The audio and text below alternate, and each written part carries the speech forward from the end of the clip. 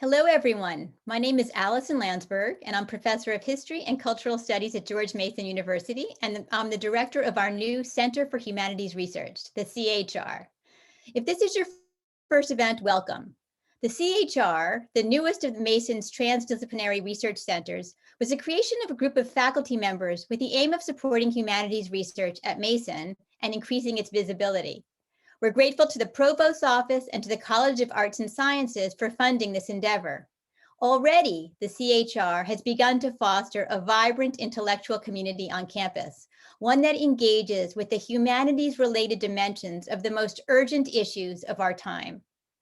Toward that end, this year's theme at the CHR, around which we have organized our programming, is dissent. Inspired both by the passing of Justice Ruth Bader Ginsburg and by the ongoing Black Lives Matter movement. We have our first cohort of faculty and graduate fellows in residence at the CHR this semester, meeting regularly and engaged in research projects that take up directly the notion of dissent in its myriad forms and iterations. Our event today on racial injustice and restorative action, a conversation with Spencer Crew and Derrick Johnson, will without a doubt be a high point in this year's programming.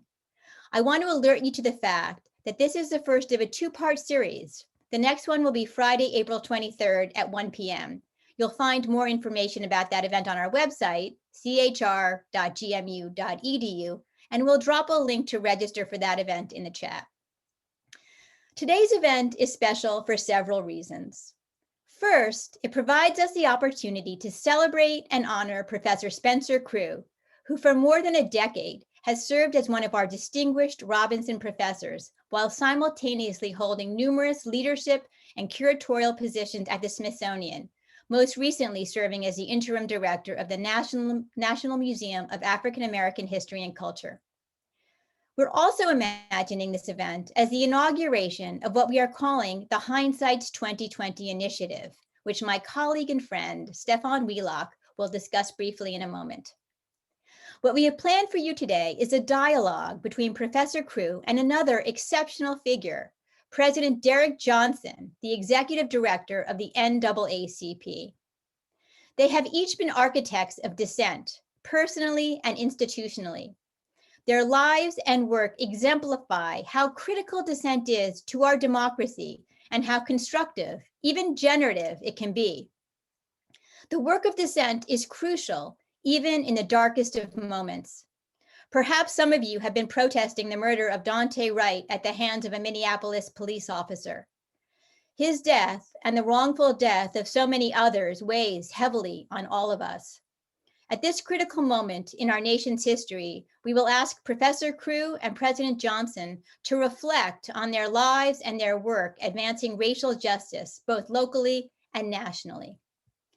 It's my pleasure and my honor now to introduce you to Professor Stefan Wheelock from the Department of English, who will moderate today's discussion. Professor Wheelock's research focuses on Atlantic history and culture, with a specific focus on early African British and African American literatures. In addition to many articles and book chapters, he is the author of Barbaric Culture and Black Critique, Black Anti-Slavery Writers, Religion, and the Slaveholding Atlantic, which was published by the University of Virginia Press in 2015. He's currently working on a book manuscript entitled Promises Lynched, Racial Terror, Religion, and the Post-Truth Foundations of the American Identity. Following this discussion, Dean Artis of Chess, along with faculty members and students, will share their thoughts about Professor Crew's enormous contributions to Mason. But for now, I turn the floor over to Professor Wheelock. See if I can bring this up here. Thank you, Dr. Landsberg, for this wonderful introduction. Really am grateful for that. Many thank yous. Let me begin there. I want to begin by thanking the Center for Humanities Research, as well as the Dean's Office in the College of Humanities and Social Sciences for the generous support which made this event possible. I also want to offer a very special thanks to my friend and colleague, Director Landsberg and Associate Director Catherine Oline, for what can only be described as their labor of love in helping to bring this event into fruition. They have been pillars for this process, and I am deeply grateful to the both of them for their solidarity and support in shepherding this effort through in a relatively short period of time. Thank you, thank you, thank you. I also want to thank the steering committee for their suggestions, and particularly Kevin Stoy for getting the good word out. Which brings me to why I believe critical exchanges, such as the one to be had between Dr. Crew and President Johnson, are pivotal at this point. People, we are living in a dangerous time when the health and viability of US democracy and democratic efforts are again being imperiled by the strong-arm tactics of violence against Black, Brown, Indigenous, and AAPI communities. The over-incarceration and policing of Black and Brown bodies is its own pandemic. The attempted enactment of voter suppression laws in Georgia, as well as other states, augurs the possibility of a new Jim Crow, which, if successful, would seek to arrest any forward march of equal justice and rights. Women's rights struggle to be fully and robustly realized, while the rights and concerns of our LGBTQ plus communities languish in a culture which devalues their place and contributions to society. And sadly, and please be mindful of this point, these are only outward-facing problems. Protecting all of this are racist lies which extol America's purported greatness, innocence, and exceptionalism while attempting to hide the ugly truths about our collective racial past from full view.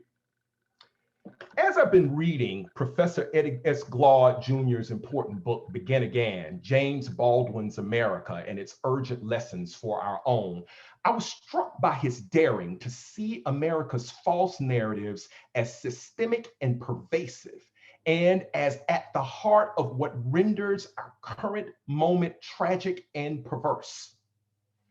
Professor Glaude writes that, and I quote, "A set of lies regarding American greatness, particularly the lying refusal to view white supremacy as endemic to our national character, are, quote, narrative assumptions that have supported the everyday order of American life, that we breathe in like air and absorb into our character." Still, Professor Glaude contends that the most pernicious effect which these lies have had is to malform events to fit the story whenever America's innocence is threatened by reality. The result is the lie cuts deep into the American psyche, securing our national innocence in the face of ugliness and evil we have done.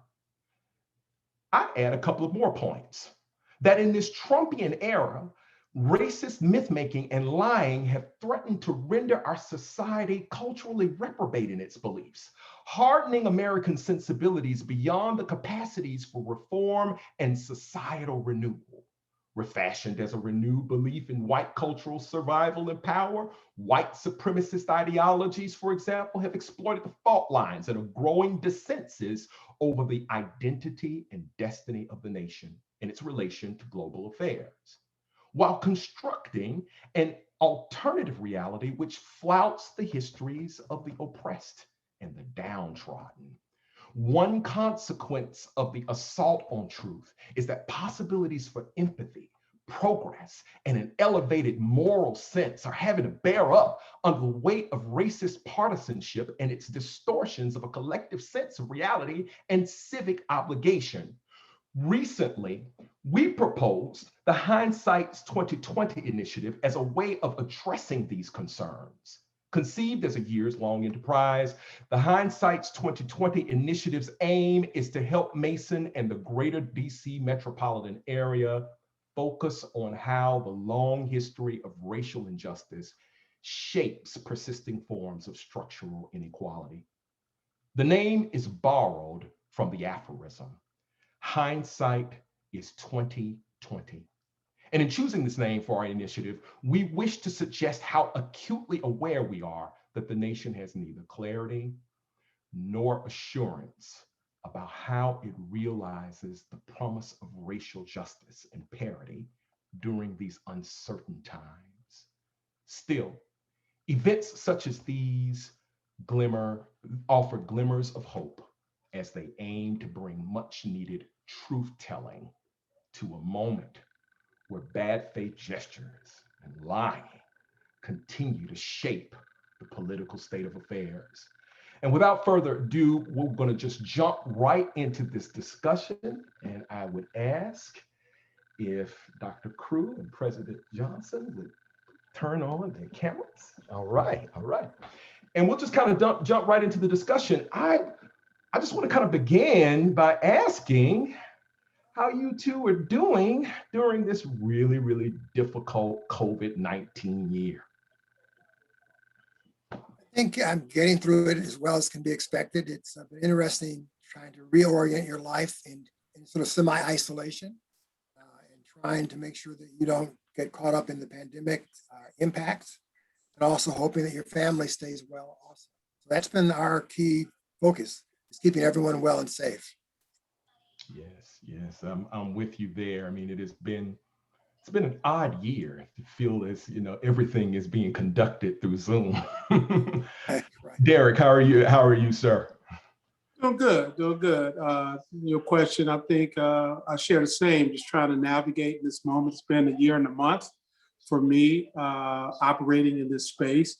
For someone who traveled regularly prior to now, yes. I've only taken one trip in that year, and that was 2 weeks ago. While at the same time, that work-life balance reality is hard, because when you get out the bed, that's your office, and when you leave your office, that's your bed. And recognizing that you actually work more in this virtual reality and not less. That's right. That's right. You feel this sense that everything is kind of piled together. There's not a sense of a public and private space anymore. It's all one thing. Well, thank you for that. We thought that during this period, especially given that we're in the middle of the case with George Floyd and what just happened at the Brooklyn Center. I hope I'm pronouncing the name of the town right. I think that this could not be a more timely discussion. We wanted to kind of start, though, a little bit oddly, asking you a little bit about how your professional and personal trajectories have really kind of intersected with this really, really important moment in telling the truth about what we're calling, what Professor Sadia Hartman calls the afterlives of slavery.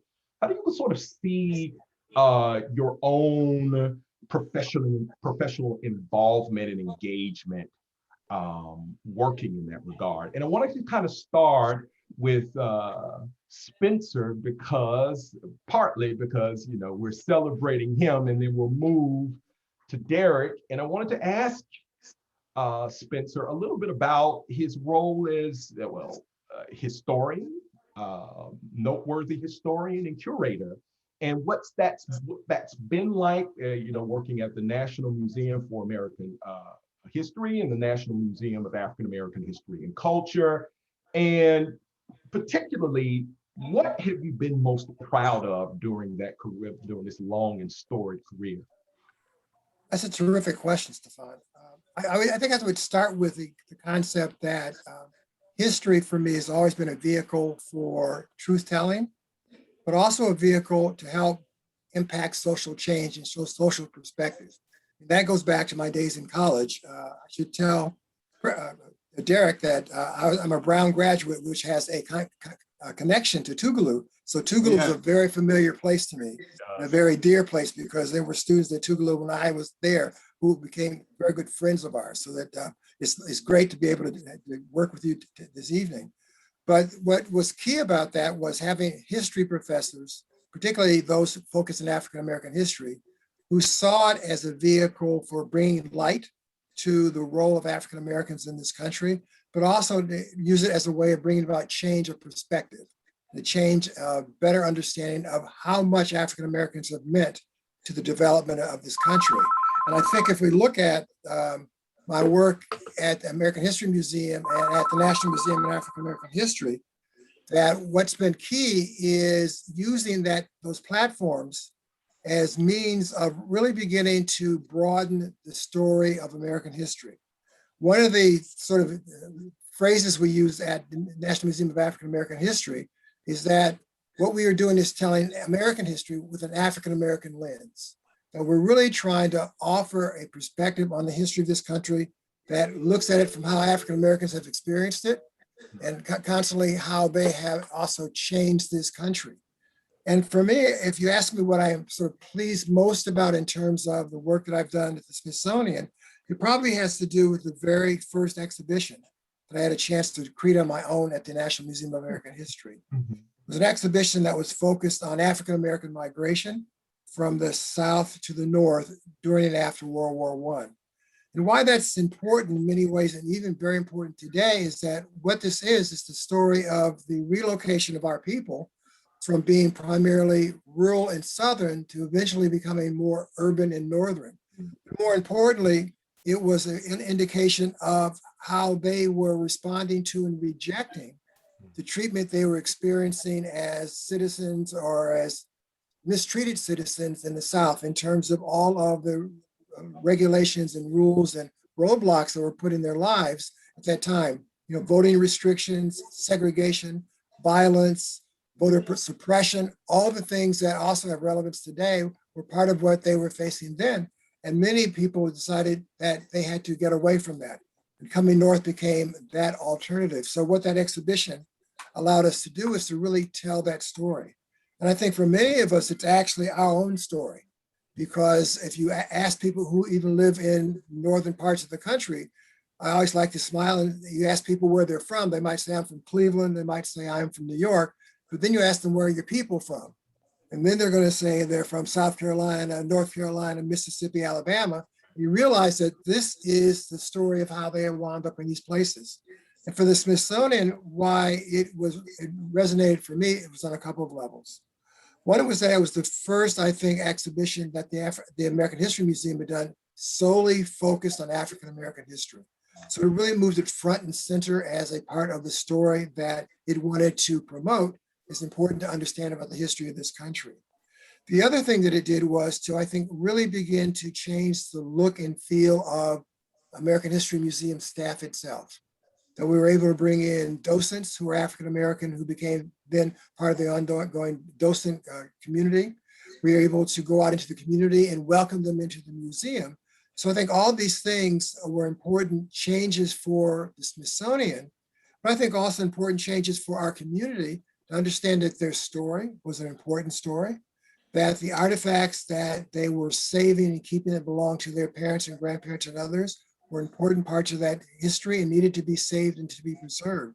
So from my perspective and from my belief, I was very proud to be able to have that kind of an impact in terms of elevating the story of African Americans to a much more prominent role at the Smithsonian, and as a result of that, also a much more important story in the American narrative, because if the Smithsonian embraces it, it sort of gives it much more resonance than it might have in other places. So you raised that key point, Spencer, that I'm going to circle back to in a second about this idea of changing the narrative, right? I'm curious about the public conversation around racial injustice and slavery and what that's actually come to mean for us. I want to bring Derrick into this conversation and then circle back to this question about the public conversation, where the both of you might actually think we are. Derrick, I have to say, you've been doing this a long time, sir. You've been doing this a long time. And your fight for equal justice and voting rights just continues. And I'll ask the same question that I just asked Spencer. What are you in your career most proud of in terms of what you've gotten done at the NAACP and what the NAACP is doing now and has done? I think what I'm most proud of is the blessing I've had to work with, learn from veterans of the civil rights movement, and understand that what I'm doing is a part of a continuum, that I didn't create it, and I have to be a good steward so I can pass it off. But with that, also embrace 2 generations younger than me to bring them into the fold, because movements are intergenerational. And movements are dependent on energy, wisdom, and continuity. And to learn from veterans to understand that early on and bring those lessons into this moment so that we're working with a whole set of young activists, whether they are identified as NACPers or not, becomes important. Because in movements, they are only as successful as they are community-centric as opposed to egocentric. Yes. Egocentric movements fail every time. And they fail because anytime you embody the energy of others around one personality, when that personality is no longer on the scene, those individuals whose energy that was dependent on it, they are now paralyzed, waiting on the next, quote, savior to come. When in fact, if you look at the history of movements within the Black experience, it was never based on an egocentric model, although people would promote the egocentric personality. Martin Luther King was a great and inspirational personality, but he was not the leader of the civil rights movement. That in many ways, if you look at the history of that period we call the civil rights movement, some of the most profound leaders are individuals whose names are not known as prominent as Dr. King, like A. Philip Randolph, who through his efforts across decades organized workers who have been porters, who were the information source, who would go from the north to the south, get information and take that information back so the Chicago Defender, Michigan Chronicle, or Pittsburgh Courier could report on it. That was the information flow, Pullman porters on the railroad trains going down and coming back. Or Ella Baker, who understood early on, despite the disagreement she had with Walter Wright or Thurgood Marshall, that you had to get people to protest in the street because we could not win all the battles in the courtroom. Or Bayard Rustin, who was a logistical genius and an apprentice to A. Philip Randolph, but could not be public because he was not ashamed of his sexual orientation or his political beliefs as a communist. Those were leaders because they understood that leadership and movements had to come from the ground up, from the people who were most affected and impacted by the negative realities of public policy. They had to lead. Most famous quote, and I remember Hollis Watkins, one of the original stick organizers of Mississippi, from Ella Baker: strong people don't need strong leaders because they're strong. And Hollis would tell me when we go into a community to organize, as an organizer, our job is not to be in front of the room to direct traffic. Our job is to push the local leadership forward, because when we leave, those are the individuals who have to confront the reality of their choices. And so in this moment, what I'm most proud of is training and supporting a new cadre of young voices that's in communication, in league with our elders, so that continuity of what we call the movement is consistent. Elizabeth, that is such a wonderfully rich answer, wonderfully rich answers from both of you. So I want to kind of tease a few threads here. I was thinking, Derrick, when you were talking about the idea of the movement not being an egocentric movement, but a community-based movement, I was thinking about the latitude and looseness, the ability, the flexibility that gives us to really look to multiple resources in terms of an ancestry of the movement. I mean, I think about how Ida B. Wells, who is a foremother, certainly, of the movement, and how she pushed through, ideas about the mass incarceration and prison industrial reform long before anybody was talking about this. People know her as the anti-lynching activist, right? But she was doing so many different things. I mean, she had a Frederick Douglass center that she put up. You could come in there, you were a Black person, you could read books, right? So she was interested in questions about literacy. So there are so many ways in which the movement continues to ramify along several different vectors. And I just love your idea about a community-centric movement that puts the people first over a person. And I wanted to kind of ask the both of you, I wanted to circle back to something about the changing the narrative. Where do you all think our public conversation really is on slavery and racial terror? I mean, are these ideas that we really kind of even discuss in public schools, in the public sector? Do we discuss it enough? I've heard people really even challenge me personally on the idea of what white supremacy is. Someone asked me, well, is that a thing? And I was just curious to find out where you all think the public conversation is. I think we have a history of denialism, that we deny the reality that's in front of us because it don't fit the four square of a narrative of this perfect nation. We are a perfecting nation, but we're not perfect. And as long as we have the denialism, the caste system that exists in this country can never be destroyed. Racism is a social construct and is based on power, domination, and control.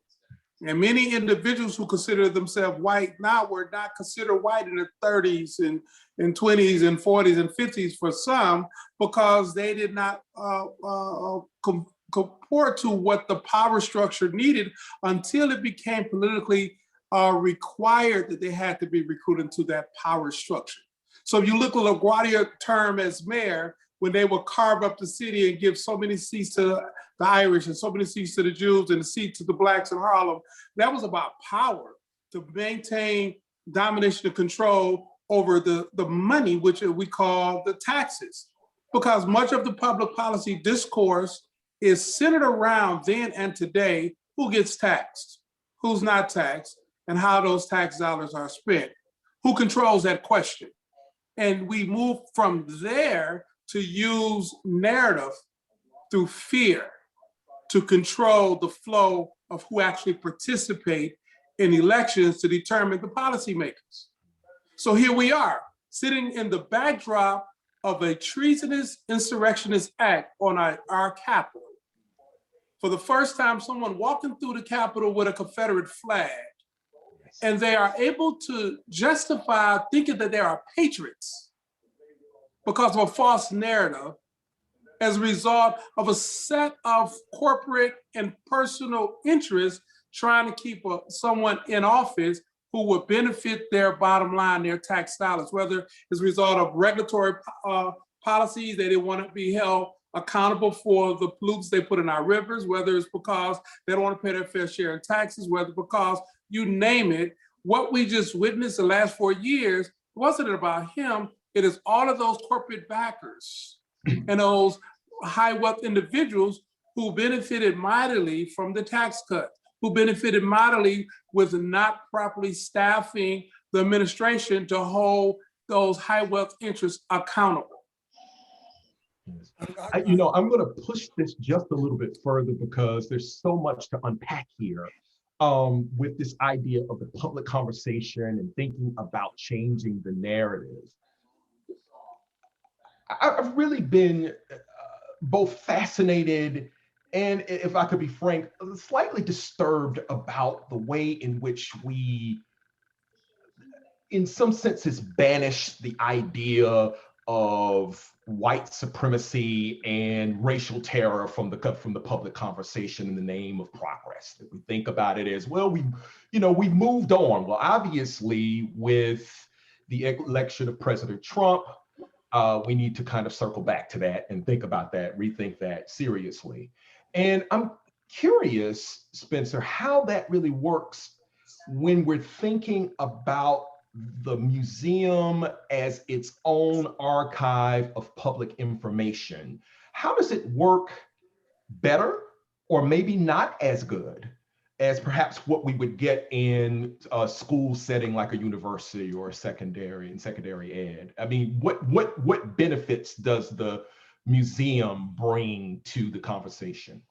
Well, I think the importance of the museum is that it becomes sort of a archive or repository of those stories, that history, those perspectives.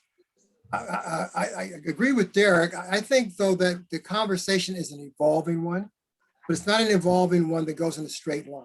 It's an evolving conversation that takes some steps forward and it goes backwards. It goes forward and it goes backwards. And sometimes I think we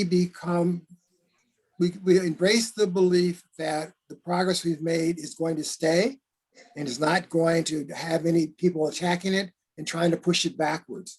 But in fact, it is an ongoing battle, as we can see, just more recently. And I think when people thought we were in this post-racial society, what we realized is that it was just racism underground, but it wasn't before us. So that in many ways, I believe the role of the museum is to keep that history, to keep those stories front and center, and to ensure that those who have contact with it begin to see this history in a different light, begin to understand the struggles that are part and parcel of it, to understand that what people are interfacing with today aren't always new things, but they're things that have happened before in the past. And that, as I think, as Derrick has said, if you look back, there are strategies and there are people who have had ideas about how you deal with this. There are people who have had some success, but also have figured out how you take new routes to get there. And part of what the role of the museum, and I think of history, is those of us who are interested in African-American history, is to ensure that those lessons, those individuals, both known and unknown, and their work and their strategies and their brilliance is not lost and becomes sort of a place where people can learn and grow and build upon going forward. I mean, a lot of times as we talk about Black Lives Matter, which is a very powerful movement, it does have some antecedents, not exactly the same, but things that parallel it. And there may be lessons from those antecedents that are going to be helpful to those who are trying to make similar kind of movements today. So that for the museum, our task is, one, John Hope Franklin, who is sort of the father of African-American history, was the chair of the advisory committee for the museum. And his one admonition to the staff and to all of us is that our task was to tell the unvarnished truth, to make sure that what we shared back to the public did not sugarcoat it.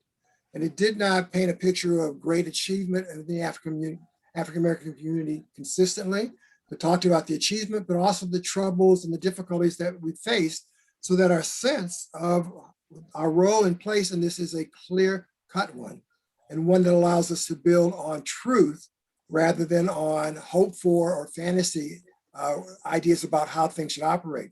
The other half of it, though, is that as the museum was being created, what the founding director, Lonnie Bunch, often said was that this was going to be a museum for all Americans.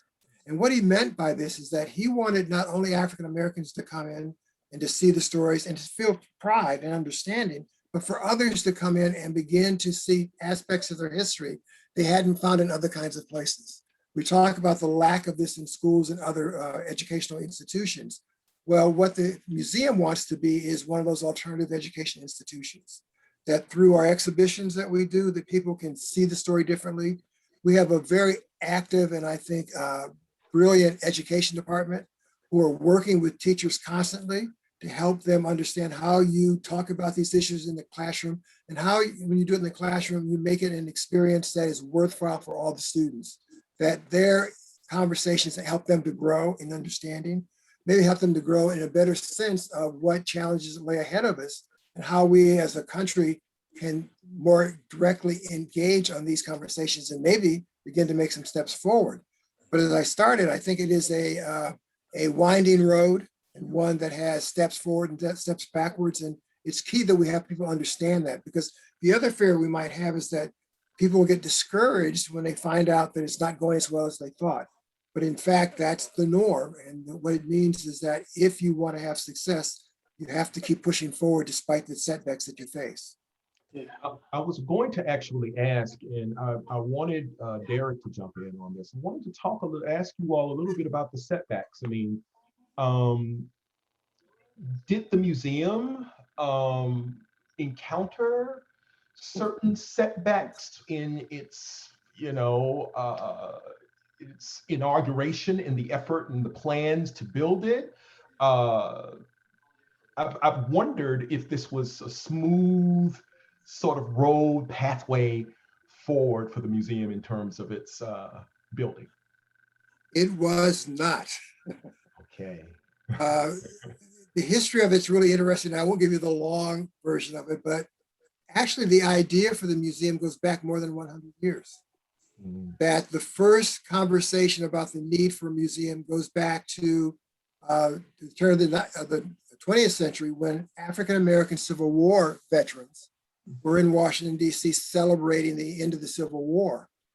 And as they were traveling around the city, they were perplexed and unhappy that they found no monuments, no museums, very little that recognized the contributions of African Americans. And they began lobbying to have a museum created. A couple of things got in the way, small things like World War I and the Depression. So it sort of lost momentum, but it picked up momentum again really in the 1980s. And it picks up momentum because of, in particular, one individual, and that's John Lewis. John Lewis, who, as we know, is a civil rights hero and a real on-the-ground participant, understood the importance of having a museum that spoke to the role of African Americans, not only in the past, but also in the civil rights movement. And he introduced legislation for the creation of the museum for 15 consecutive sessions. It wasn't until he got some bipartisan support that they finally had that legislation passed to create the museum in 2003. And so that's just the beginning of it. Lonnie Bunch has written a really wonderful book called A Fool's Errand that talks about his challenges in actually creating the museum. And all I will say is that he talks about his first day of coming to work, going to the office that he was assigned. The door was locked and he couldn't get anyone to open it. He talked to the guards. They didn't know what he was talking about. He talked to other people. He didn't know what he was talking about. He finally had to borrow a crowbar from one of the facilities people and pry open the door. And from then, he and one other person began the creation of this museum. So that sense of perseverance, that belief in the importance of this is what carried him and many others through, despite the other many roadblocks they faced along the way.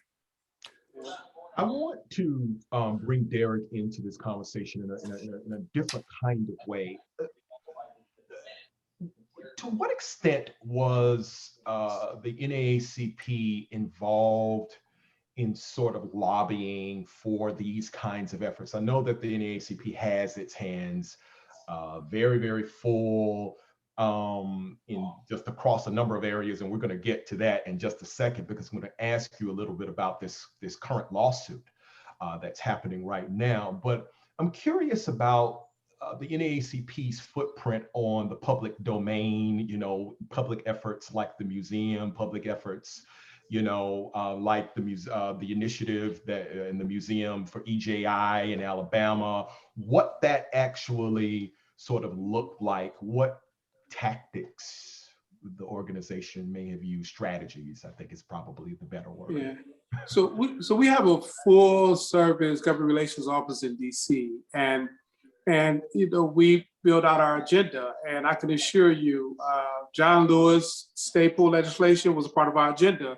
Congressman Conyers staple legislation, study for reparations, a part of our agenda, because many of the members of the CBC, particularly the older members, also prior to them getting elected, served as officers of the NAACP and were still involved.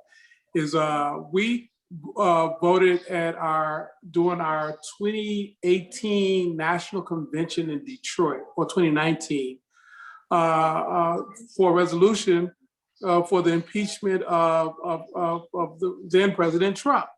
Why? Because the former Houston branch president took to the stage and the mic as a delegate and advocated, and that person was Congressman Al Green from Texas. And that's the relationship we have with the CBC and a few other members. I'm not only CBC, Talib, Congresswoman Talib out of Detroit, served on the executive committee of the Detroit branch NAACP. Elian was a vice president of the NAACP in Minneapolis. So we have a very close relationship with members of Congress. President Biden been a life member for the last 30-some years.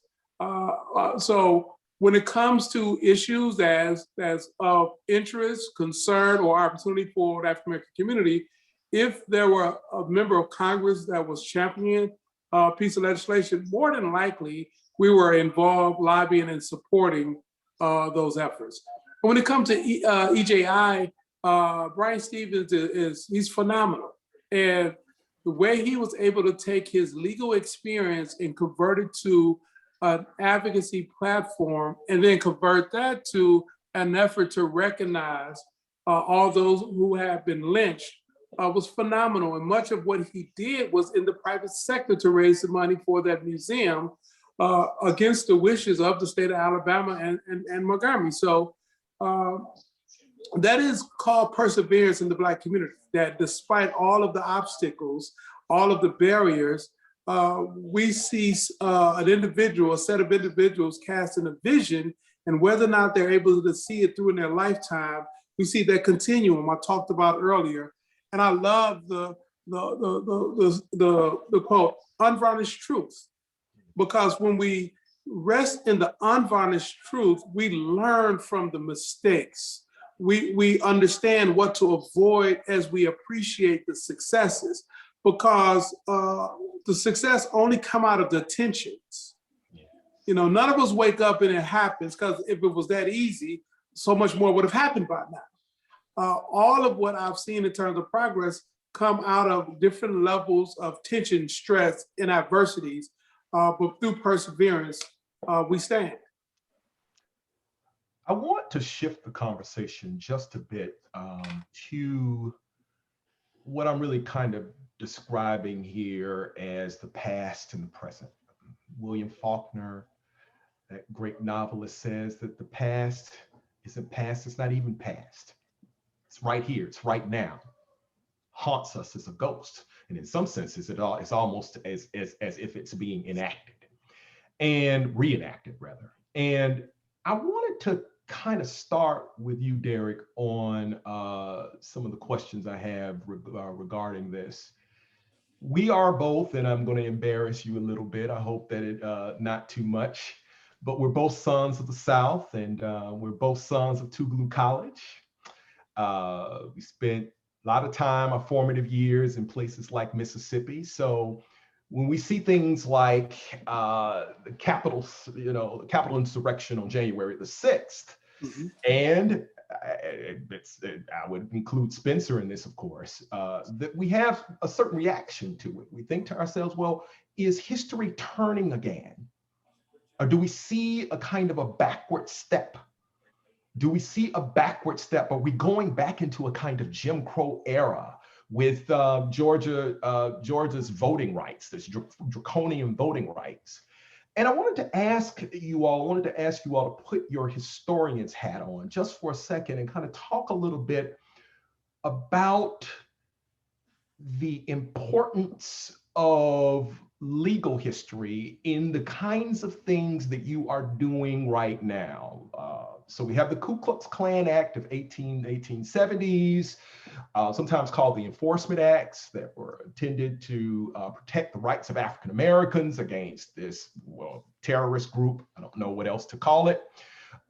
Is there a sense of the usefulness of that in what you all are attempting to try to get done right now, you and Congressman Benny Thompson, in terms of suing President Trump for his activities, alleged activities, in spurring on this riot at the Capitol? Yeah, so, we are in a Sankofa moment, right? We are pushing forward as we look back and anchor ourselves in the knowledge that history has taught us. And what we witnessed on January 6th is very akin to that struggle of 1874, 1875, 1876, and the tension that was being put there. And what most people talk about this was about the concept of slavery. I always say no. The concept of slavery was the outcome of a fight between rich white guys. A set of rich white guys in the North who wanted to change our economic system to an industrial base, and a set of rich white guys who was making a hell of a lot of money based on the economy. And in that tension went from tension to conversation to argument to fist fight, Canaan and Sumner, to articles of secession, to declarations of war, and it was about money. And when it was settled, because we took up arms and set up what they were calling contraband camps and following Sherman's army, reinforcing that army, they realized that could be a winning strategy. Only to issue a threat, and when Jefferson Davis didn't heed the threat, the issuance of a proclamation was given, which then allowed for those contrabands, those Africans that were not citizens, to be now commissioned as soldiers who reinforced the army and they saved the Union. Narrative matter. It wasn't about someone freeing us, but because before there was ever the issuance of the proclamation, we had already begun to take up arms to reinforce troops because the North was losing. And because we reinforced, because we moved to be commissioned, and because with Sherman's march, so many of us took up arms and now commissioned soldiers in Vicksburg, Mississippi. 40% of all the Civil War soldiers were African troops, not American, African-American, Africa. They were still to have citizenship. And it was only after the Confederacy was defeated, and a way to keep them weakened was to pass 13th, 14th, 15th Amendment, due process, full citizenship of the right. All of those things came into being, but you had to maintain enforcement by having federal troops there. And I'm telling historians what the historians already know, but it's important for me to say it because it's connected to January 6th.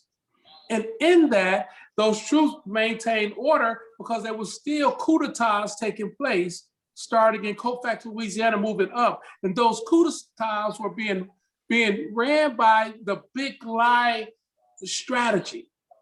And as the big lie strategy began to take hold, there were all these scrimmages, these coup d'etats to try to overthrow local governments, but there was a presidential election coming down and they didn't want to lose Ohio, therefore they didn't send troops. They didn't want to lose Ohio because the business community, and as the Baptist church said, I'm coming home now. As the business community began to look, they wanted to make sure if they had an industrial-based economy, they wanted also public policy that was laissez-faire.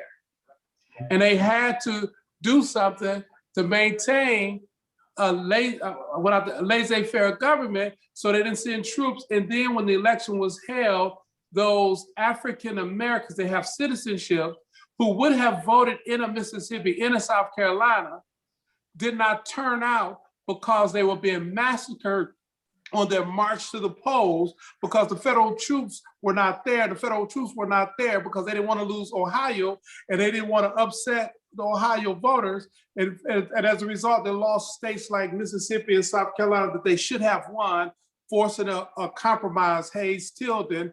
But this is why it becomes important. That was all about money. And the business community stood on the sideline as opposed to enforce the rights of citizens. January 6th was about money.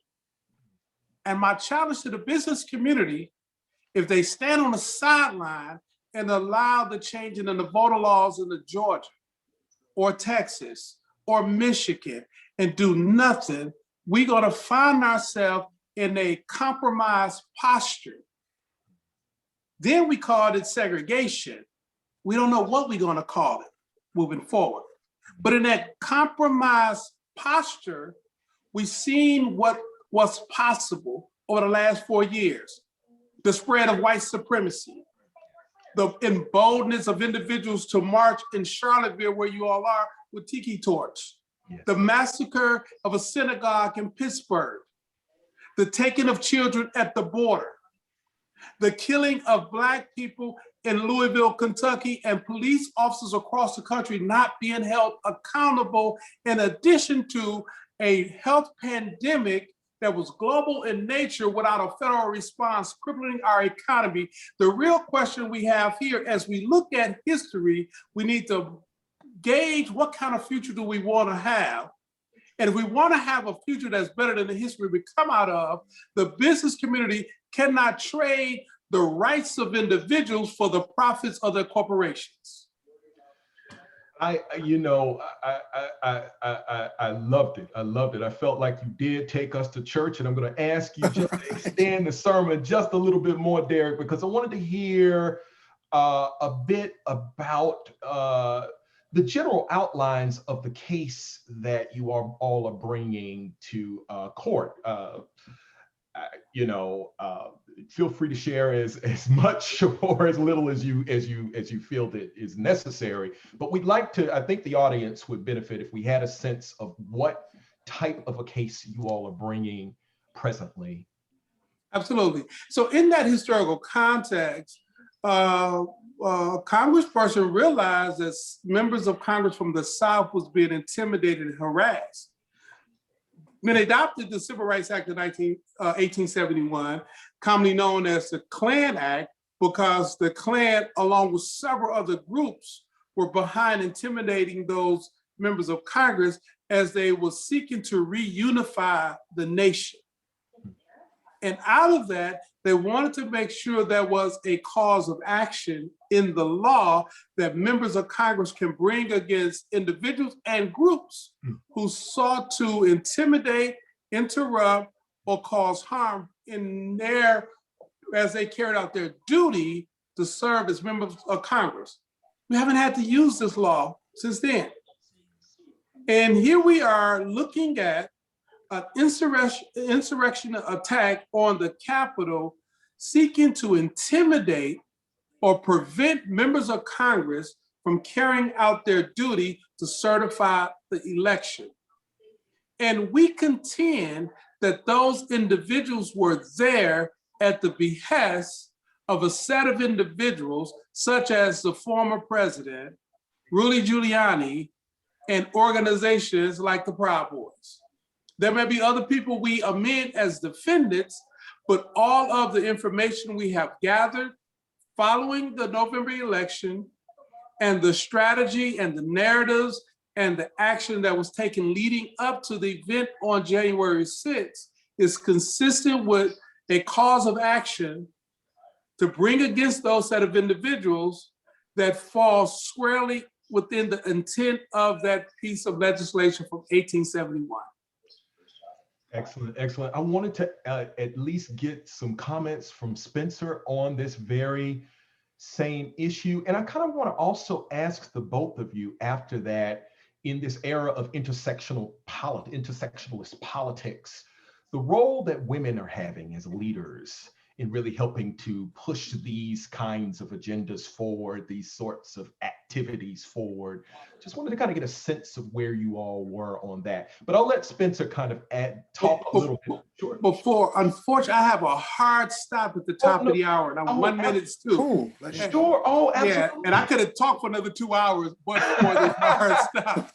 Oh, Derrick, we are so appreciative of you and your time. I feel personally, and I'm sure that the audience feels, that we have been thoroughly enriched by your insights, and we're going to be listening to what's going on with this case. We're going to have our eyes on it, and we appreciate your time, President Johnson. We really, really, really do. Thank you. Invite me anytime. I enjoy having these discussions. And I look forward to working with any of you on anything dealing with history, because history is my passion. If I don't know history, I can't serve in this position effectively. So thank you all for the invitation, and take care. All right, thank you. Thank you so much. Appreciate it. Mm-hmm. So we'll just take a moment here.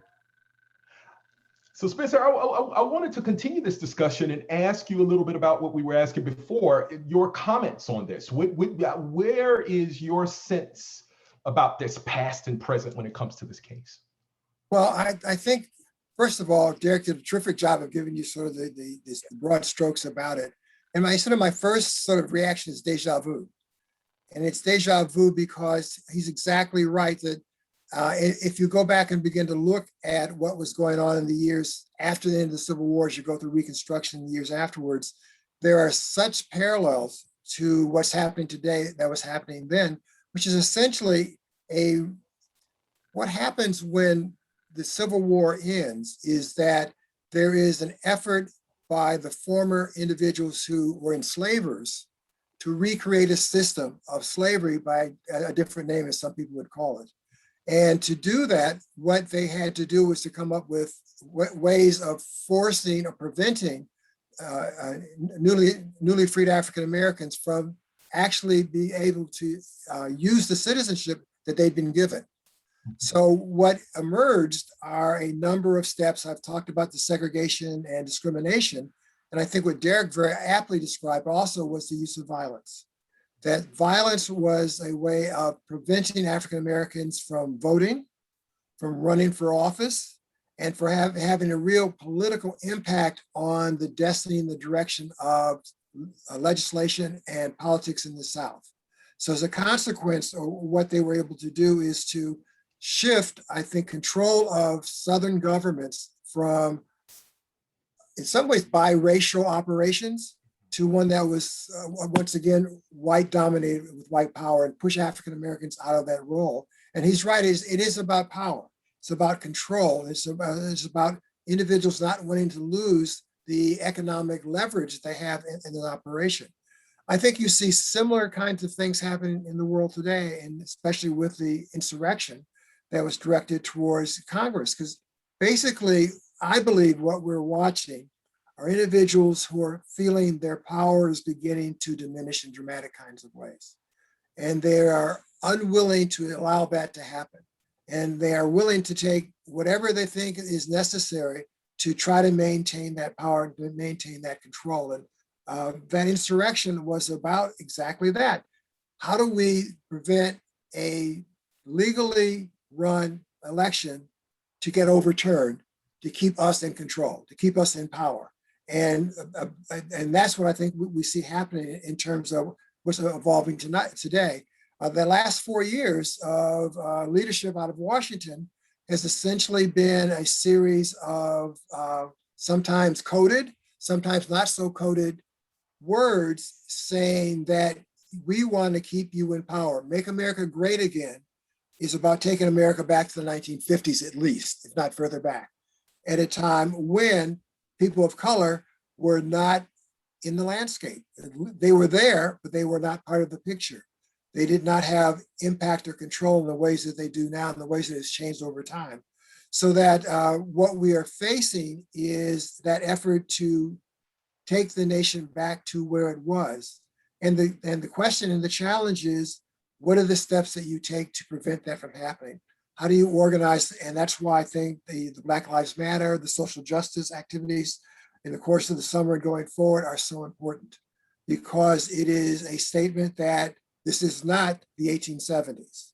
This is not a time when people will quietly allow change to take place in a way that doesn't work for them. But in fact, people are going to stand up and speak. They're going to stand up and demand a certain kind of response, and they're going to use the powers that they have to enforce that. What's been very interesting to watch from my perspective is how our present President Biden, the turning point in his run for presidency is South Carolina.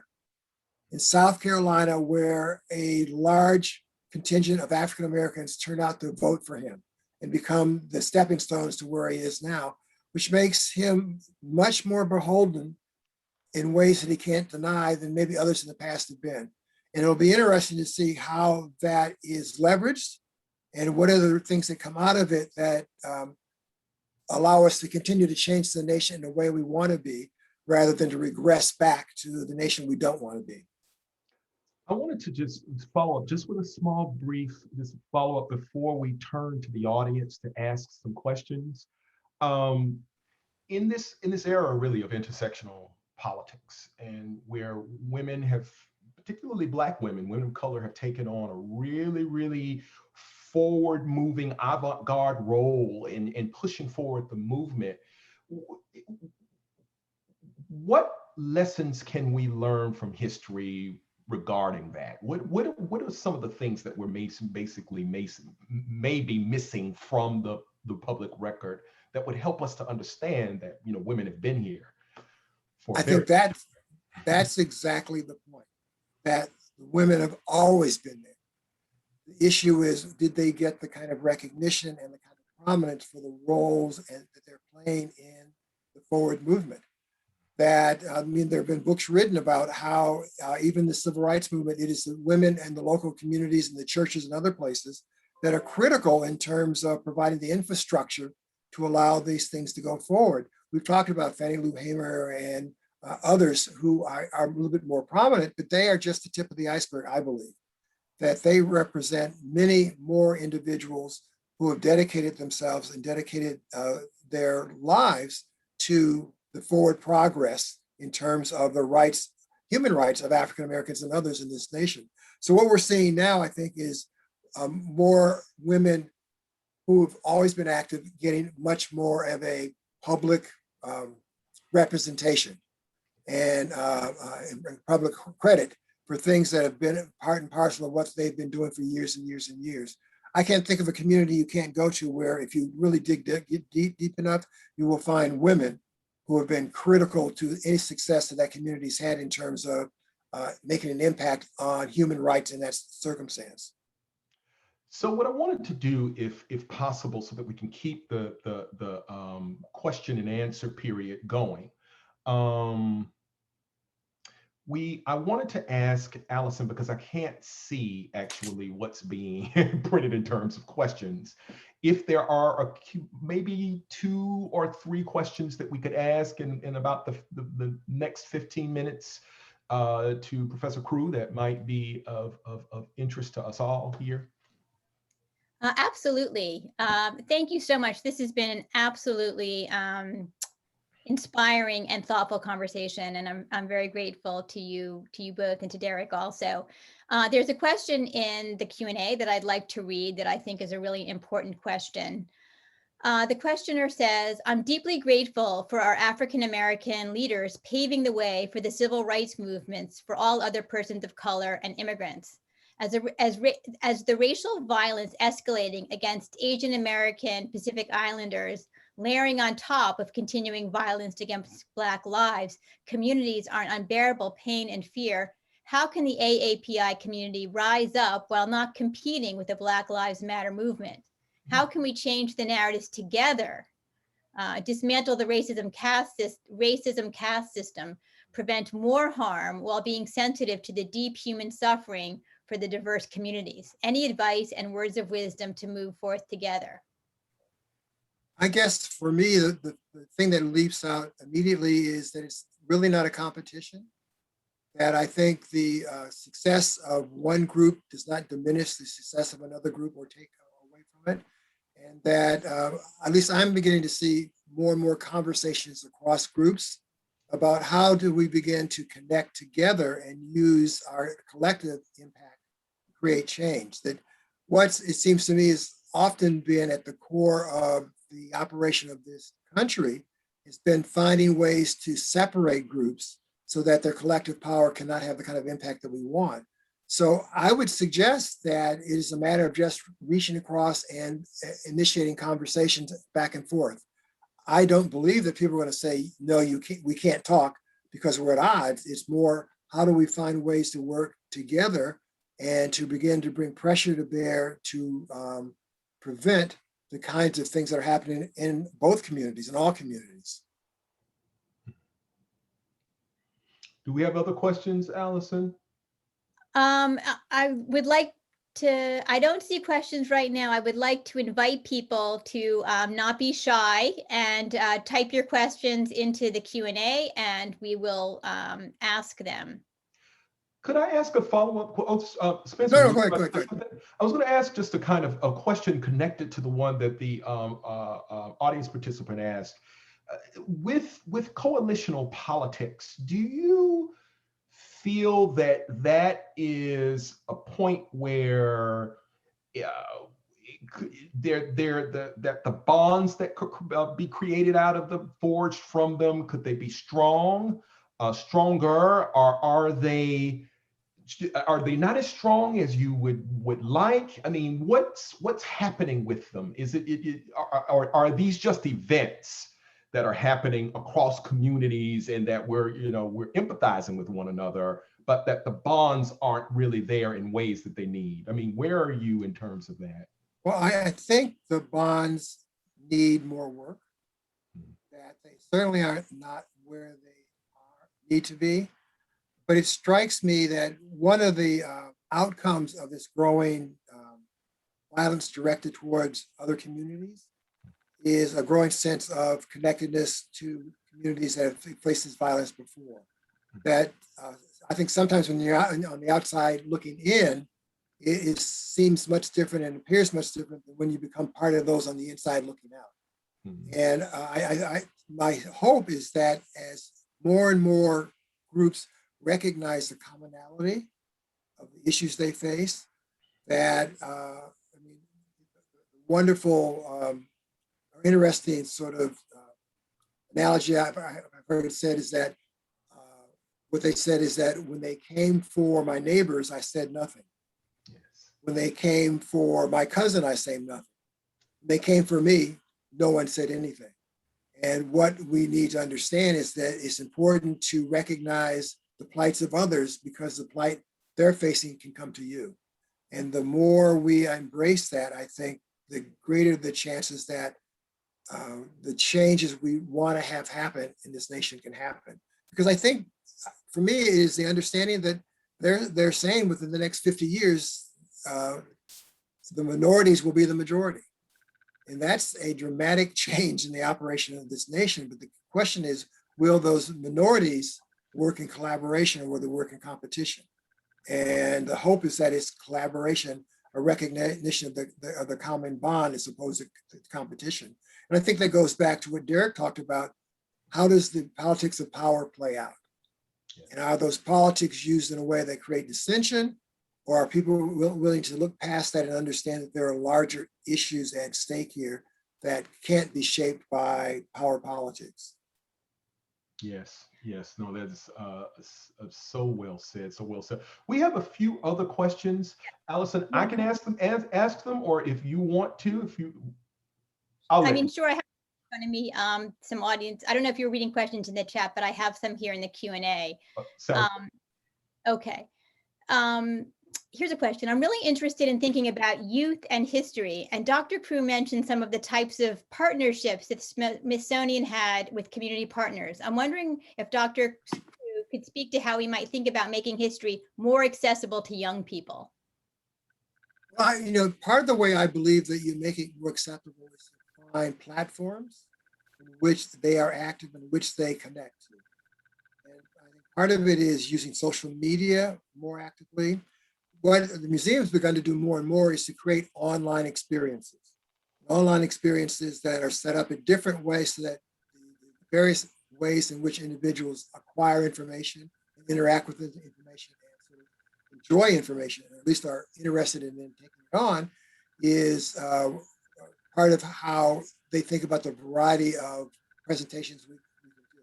For example, one of the things that the museum did over the last year is to do an online poetry jam.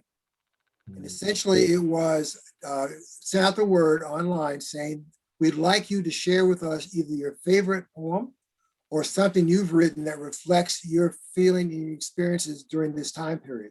And it was a very powerful, impactful program, because we probably got over 200 different poems, and each one reflected a slightly different take on people's sense of things. It's a chance to, I think, encourage communication among individuals, but also for us to share how individuals were being impacted by this COVID and also by the social justice issues. So that's just one of many different kinds of ways in which the museum is trying to find avenues through which to make that contact. The other thing I think is important is that you want to have working with you people of all ages, so that they will be able to think about what is the best avenue to follow in order to connect with their social group. And the more that you recognize the need for those variety of perspectives, the higher your chances of making contact with these individuals. And the last thing I will say is that I know with our educators, what's been very important is the time they spend with teachers in the classroom and giving them tools and guidelines and approaches they can use in the classroom to talk about these issues and to allow their students to feel less frightened by them and more comfortable in understanding how these things work and how they can be citizens who work in ways to take us in new directions, not to replicate the old ones. I think we might have time for one more question. Sure, I have a question here. I'm very grateful to be an undergraduate student having the opportunity of attending such a revelatory webinar. And thank you to the panelists and all those at the Center for Humanities Research and Professor Wheelock for this treat. My question is, how do you make older immigrants who have become naturalized citizens and who consider themselves Americans, who consistently vote Democrat, but who have racial prejudices, understand the dangerous ramifications of those attitudes, especially in the present day? That's a terrific question for which there is no simple answer. My belief is you try to give people information and perspectives and ways of seeing things that might be different than they'd had before. But in the end, they have to make their own choices. And you hope that you can be persuasive in what you do, and you can offer information and arguments, or at least perspectives that allow them to shift the way they see the world, shift the way they see relationships. But in the end, I think there is no sort of guaranteed way that you can make that kind of thing happen. You can only give it your best effort and give it sincerely and hope that that sincerity and the logic of your ideas has an impact.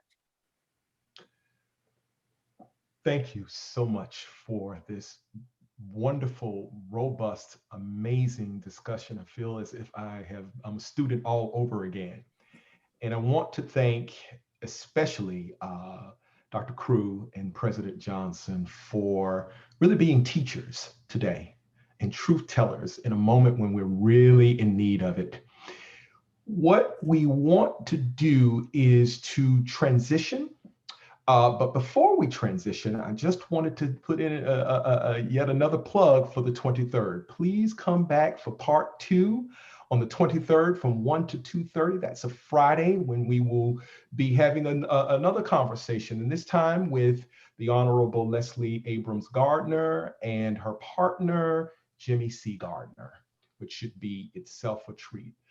For those of you who are out there in the virtual world, if you could give us a virtual clap for this wonderful presentation, we would really appreciate it. And now I will turn it over to the capable hands of Professor Landsberg.